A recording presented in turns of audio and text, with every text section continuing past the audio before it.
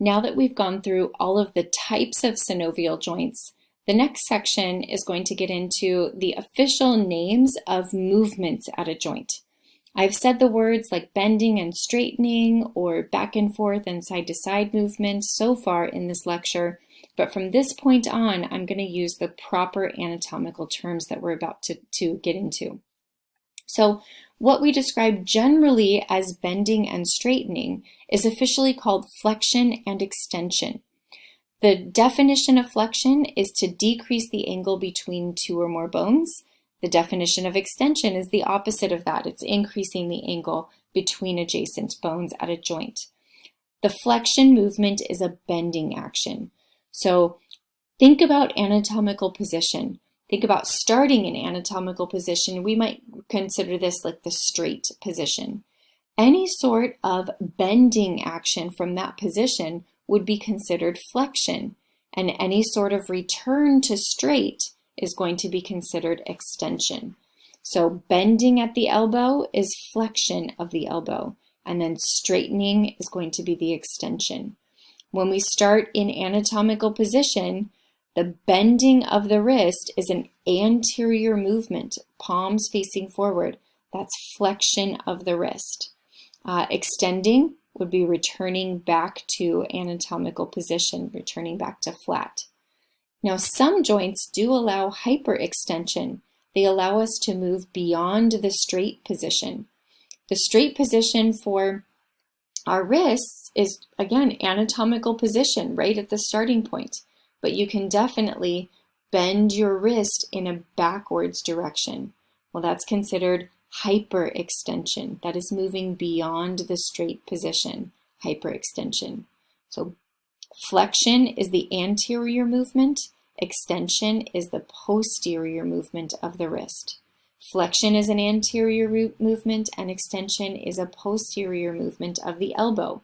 You cannot go beyond straight for your elbow, so that extension is as far as we can get. We do not hyperextend our elbows. Flexion of the neck. Extension of the neck brings us back to straight. Hyperextension of the neck is going to tip the head backwards. Flexion at the knee is a posterior movement, right? When you pick up your foot behind you, that is flexion at the knee. Returning your knee back to straight is going to be your extension of the knee. And the knee is another hinge joint that's not permitted to hyperextend. Flexion of the hip, that's one. If we were to flex our hips, it means we're going to raise our legs anteriorly. Extension of the hip is going to push our leg back posteriorly. Abduction and adduction. Abduction is movement away from the body's midline. Adduction is a movement toward the body's midline. So abduction, adduction. Abduction of the wrist. Again, anatomical position moves away from the body's midline. The body would be over here. This is a right hand. Adduction toward the body's midline. Abduction of the leg, adduction of the leg. For the digits, it's a little bit different. It turns out that spreading your fingers means that your pinkies move medially and your index finger and thumb is moving laterally. But for the midline, in terms of all of the digits, we consider the middle digit, digit number 3, our midline instead of the body's mid-sagittal plane as the midline. So abduction of the digits is going to spread those fingers out away from the finger midline. Adduction, adduction, is going to bring those fingers back together. So abduction and adduction. Circumduction is a complicated movement. It involves flexion, abduction, extension, and adduction. Imagine drawing an imaginary cone in the air as you're circumducting. Here we can see circumduction of the shoulder, circumduction of the hip. You can circumduct at your neck. You can circumduct a finger. Right? Drawing a cone in the air is circumduction. And again, you are flexing, you are abducting, you are extending, and you are adducting. And all of those motions are going to combine in that order to circumduct, or in the opposite order, I guess, to draw a cone in the opposite direction, right? Those are your arm circles, essentially. Rotation is the movement that involves pivoting on an axis, kind of turning or twisting movement. So you can rotate your neck here. You can rotate your limbs. When you rotate something that's not in the center of your body, we refer to rotation as medial or lateral. In medial rotation, the anterior surface is going to turn toward the mid-sagittal plane. In lateral rotation, the anterior surface turns away from the mid-sagittal plane of the body. Supination and pronation is a unique movement to the forearm. Remember when I talked about the interosseous membrane between the radius and the ulna? Well, that is allowing a slight bit of motion here, but that motion is allowed because of the pivot joint located up here between the radius and the ulna. Remember that pivot joint involves the rounded head of the radius fitting into this little shallow radial notch on the ulna, and it was surrounded by a ligament, and it allowed the radius to basically twist in place. Well, if you start off in anatomical position, your radius bone in your forearm is on the thumb side or lateral side of your forearm. The ulna is on the pinky side of your forearm. And those two bones are parallel to one another in anatomical position. They look like this. Radius is thumb side, ulna is pinky side. But in anatomical position, you're able to flip your palms. You can twist your palms to face posteriorly. When you do that, you are pronating your forearm. And that pronating of the forearm, flipping your palms to face posteriorly, ends up crisscrossing the radius over the ulna. That's referred to as pronation, as we cross those two bones. When we realign those bones side by side once again, we refer to that as supination. So returning back to anatomical position, palms facing anteriorly again, is going to return those two bones back to a parallel state. That's known as supination. So pronation and supination is that unique movement of the forearm, twisting of the forearm there. Depression is any inferior direction movement. Elevation is a superior movement. So you've got depression of the scapula and elevation of the scapula that you're looking at here. You can depress your mandible and elevate your mandible, right? When you chew, your mandible goes down and back up, depression and elevation. Dorsiflexion and plantar flexion are the two movements that we do of our foot. Dorsiflexion raises your foot up, so the dorsum of the foot gets closer to the shin. In plantar flexion, the sole of the foot, or the plantar surface, is pointed down. Those are both considered flexion movements or bending movements. Dorsiflexion is like raising your toes up to meet your shin, and plantar flexion is like pointing the toes. Inversion is turning the sole medially, eversion turning the sole laterally. So you can see that inversion and eversion here, kind of side-to-side action at the ankle. Protraction is an anterior direction movement. Retraction is a posterior direction movement. So here you're looking at protraction of the mandible and retraction of the mandible. You can protract your scapulae and retract your scapulae. Those are your shoulder bones. And then opposition. Remember that saddle joint that's down here allows the great degree of motion with our thumb. Your thumb can touch the tips of digit 5, digit 4, digit 3, and digit 2. The ability of the thumb to touch the tips of all 4 other digits is referred to as opposition. You've heard we have an opposable thumb. That's what that means. Your thumb can touch all 4 other digits. So I just want to highlight a couple of features of some select joints in the body. And before I do, I want to describe that joint stability, right? So we get this movement allowed at our synovial joints, but to have that movement be allowed in a stable way is very, very important. Now, most of us are probably not going to experience a dislocation of a joint in our lifetime, but dislocations or luxations certainly do happen. So why is it that we are most of the time not dislocating these movable joints? And that is because we have stabilizing factors. The bony surfaces, the articulating surfaces, they seldom play a role in holding the two bones adjacent to one another, right? For the shoulder, for example, we've got that round head of the humerus is big and this very shallow socket for the glenoid cavity of the scapula. Doesn't really do much at all to really hold the head of the humerus in place. The hip is a little bit of a different story, however. The acetabulum is a very, very deep socket, and that head of the femur sits deep up in that socket and can be stabilized by the bony socket that it's really surrounded by. But it turns out the more stability a joint has, the less range of motion we're going to have. So we have this compromise that's happening at all of our joints.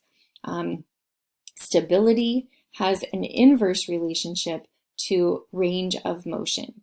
So the more movable a joint is, the less stable it tends to be. The more stable a joint is, the less movement there tends to be. So we have to find this nice balance for all joints in the body based on what the needs of movement are at that particular articulation.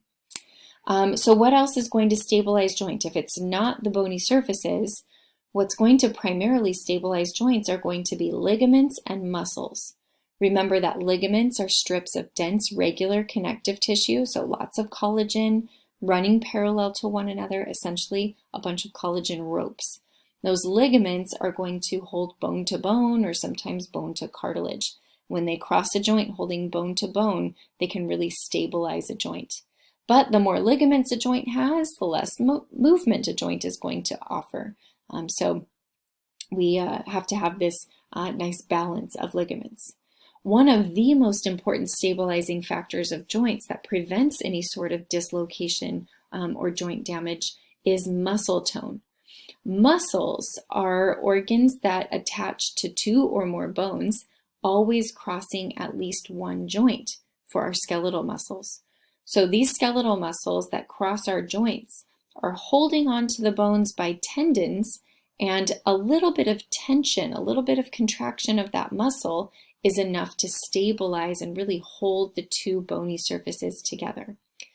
You have probably experienced this, and this is probably my best example of muscle tone in joint stability. It's something that we kind of instinctually do.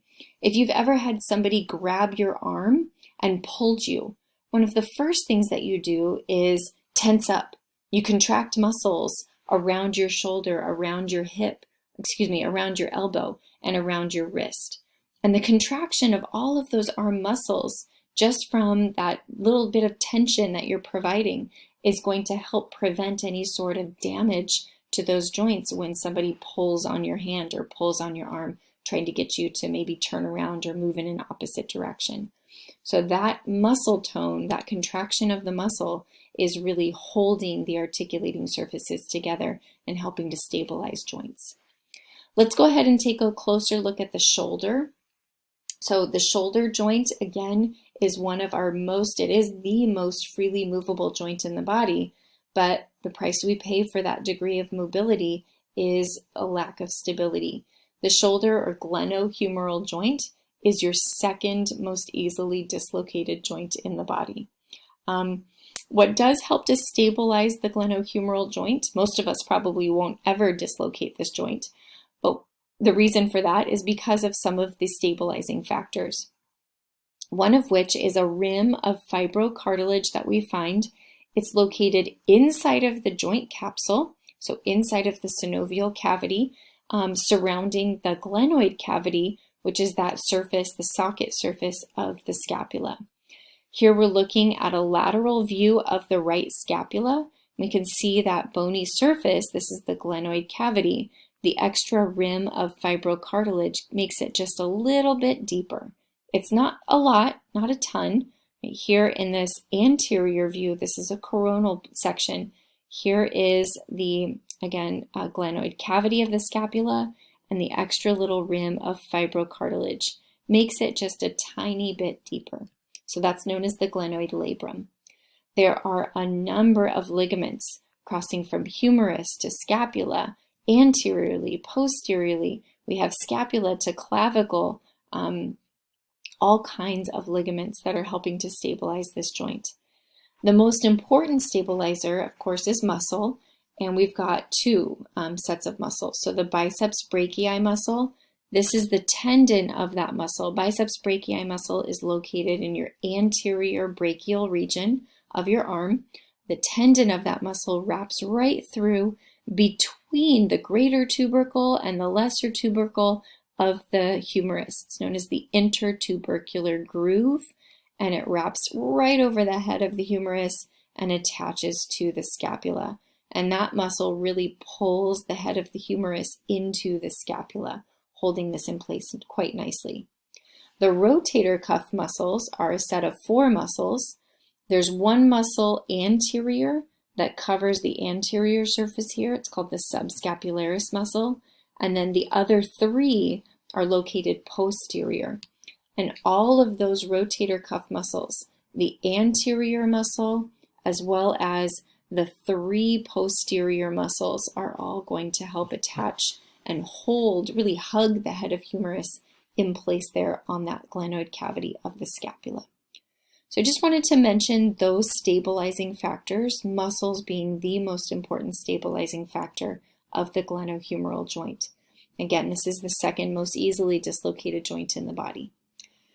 The next joint to look at is the tibiofemoral joint, or your knee joint. It's the largest and most complex joint in the body. It's primarily an articulation between the condyles of the femur and the condyles of the tibia. But since the majority of your body's weight is placing pressure, compressive forces at this knee joint, we have the additional cushioning provided by your menisci. So 2 fibrocartilage pads are located within each knee joint. This knee joint that I'm looking at here is an anterior view of the right knee. The way that I know this is the right knee is because the tibia bone is always the medial bone. The fibula bone is located lateral in your lower leg.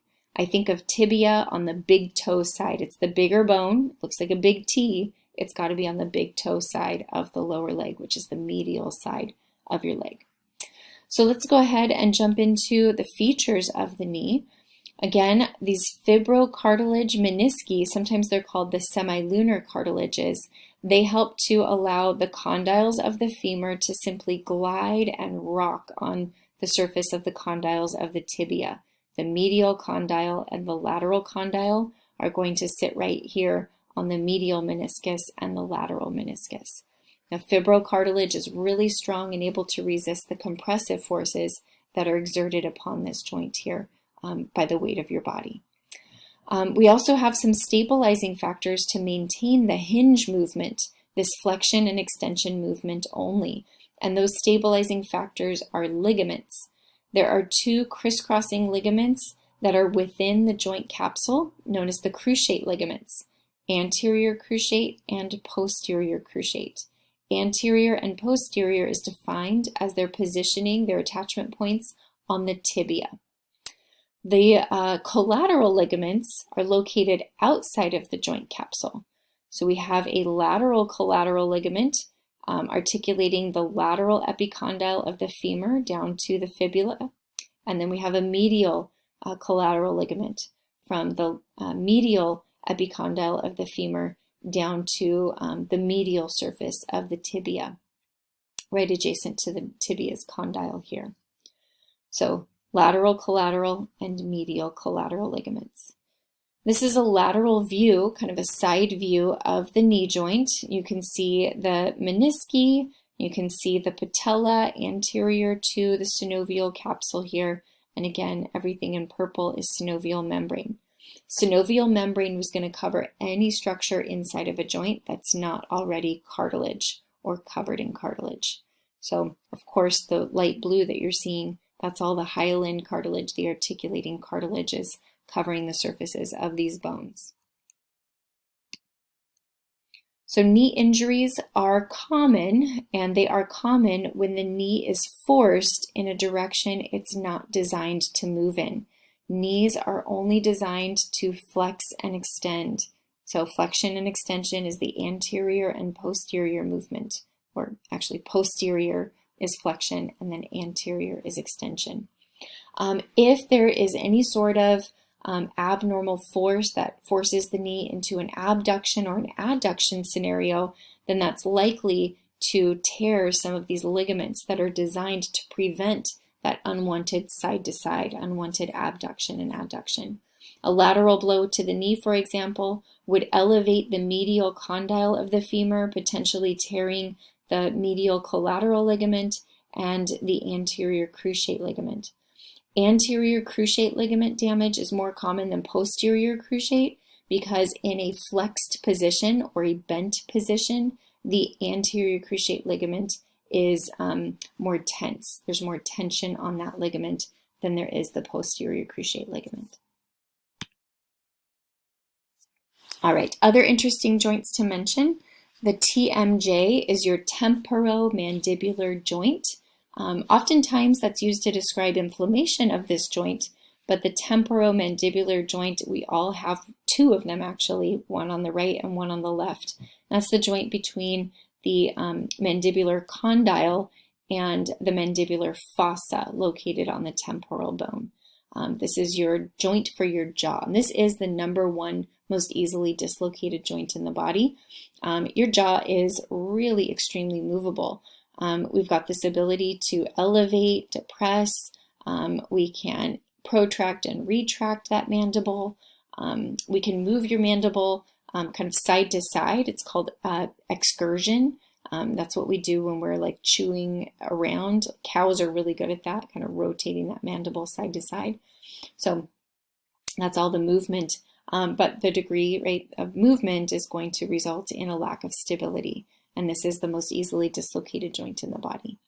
Elbow, so the elbow joint is another one that can be easily dislocated. It's referred to as a subluxation. So luxation is a full dislocation where the articulating surfaces are completely separated from one another. Subluxation is a partial dislocation, so kind of out of alignment, really, more than anything. And that's more common in children.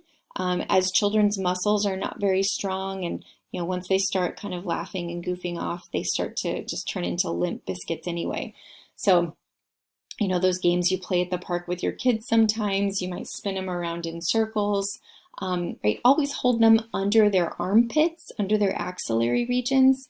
Whenever I see parents spinning their kids in circles and holding their kids by the arms or by the wrists or even the hands, that's placing a lot of tension on those joints. And then, of course, kids, when they start laughing, they start to just literally their muscles go limp. And so there's zero muscle tone anymore to help stabilize those joints.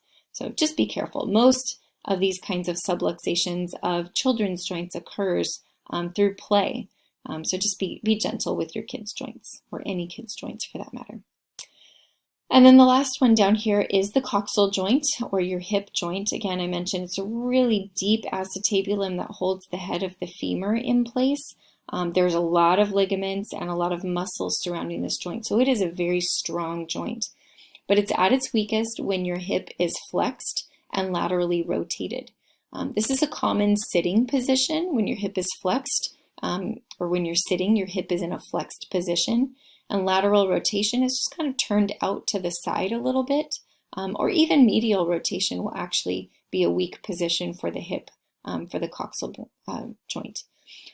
Dislocations and damage to the hip joint are really common car accident injuries, right? That's a position that you're sitting in, your knees hit the dashboard, and that femur can easily break the acetabulum's lip or rim of bone, resulting in a broken hip, or potentially dislocate, just kind of be pushed out of the socket there. So those would be times when you'd want to be aware of those possible hip damage. So some disorders to mention. A sprain is damage to a ligament.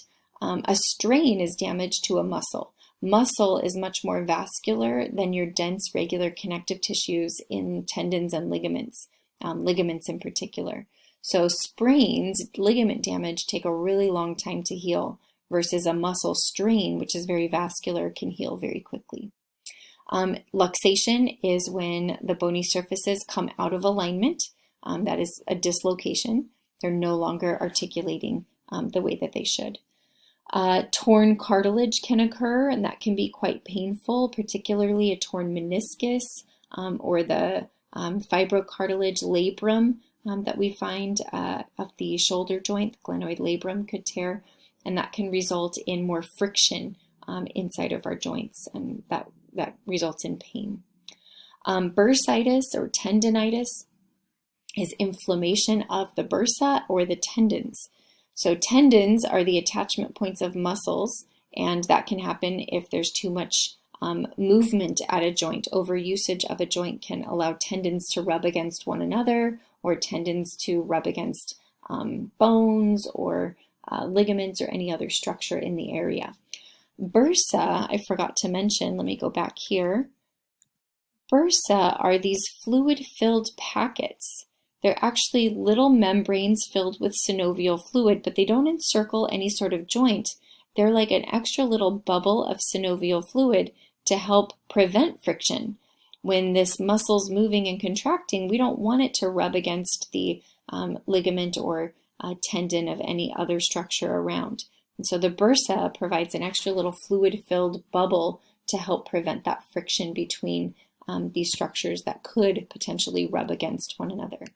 The more compound or complicated a joint is, the more bursa you're going to find to, again, help prevent friction in and around that joint, as muscles and ligaments are very close and kind of crossing adjacent to one another.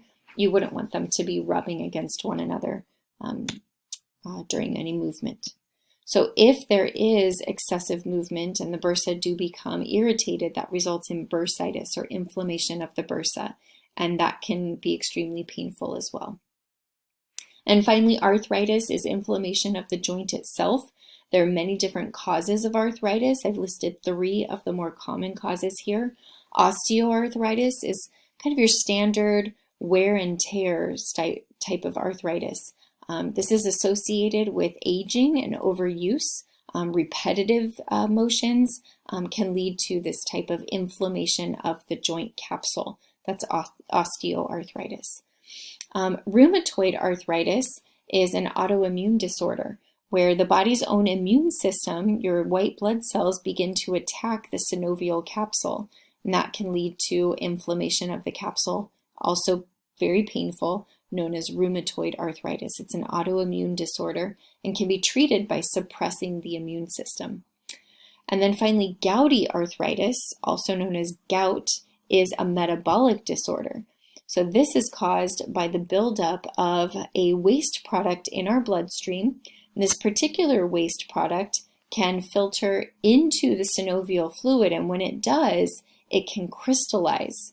So imagine having synovial fluid between 2 bony articulating surfaces that has small little crystals, kind of like sand inside. Any movement at that joint is going to cause this grinding on these crystals, and that will damage the bone, damage the cartilage, it will damage the inside of the joint capsule, and all of this is extremely painful and potentially very damaging to the joints. Gout is kind of interesting. It is a metabolic disorder and can be treated by reducing the consumption of certain foods that result in this type of waste product. Foods that are rich in amines are avoided. So reduced alcohol consumption, reduced dairy consumption is all recommended as part of a gout diet, but it can also be treated with medications. Gout flare-ups are really, when they do happen, common in the lower extremities. Interestingly, the big toe, joints of the big toe, tend to be a popular or common location for a gout attack. But joints of the foot, joints of the big toe are very common. And it's thought to be due to gravity. These crystals tend to form in the lower extremities, mostly due to gravity, kind of settling down in those lower extremities of the